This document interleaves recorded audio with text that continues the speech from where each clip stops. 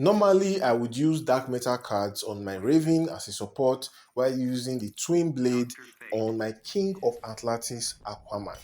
So the only issue is that sometimes at the beginning of the fight, when the power is not loading as fast as possible, that is, your power bar is of course slower at the beginning, but towards the end, every 1 minute the speed changes. So for those that don't know, the first 1 minute has a specific speed of your power bar loading. The second 1 minute the speed increases, and by the third 1 minute it's just going. So for those of you that have not yet noticed that, or those that are still new to the game, yeah, that's how the power bar works in the game.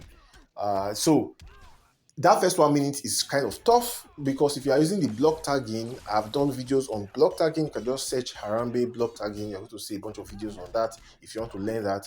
But if you're using the block tagging, it relies on you having enough power to do that special 3, or having the ability to use combo interrupt. Now, we all know, those that have done combo interrupt know that not all characters are created equal in Injustice 2 Mobile. There are some characters that are easier to do CI against, while there are some that are extremely difficult, to the point I would say it is not reliable to use CI against them.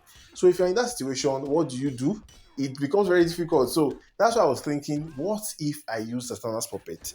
Zatanna'S Puppet gives you 3 things. Number one, ability to lock the opponent's specials. So which means that if you tag in and you do your basics, but you don't have enough to do special 3 with King of Atlantis Aquaman, just swipe back, block, and wait. Opponents will either swipe forward or jump, and then you can just continue hitting the boss, because they cannot do their specials.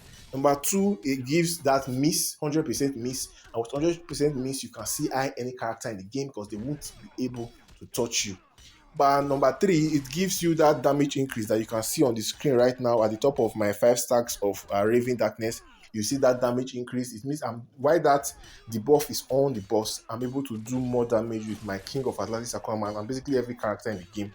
So those 3 things makes ZP ideal for many situations.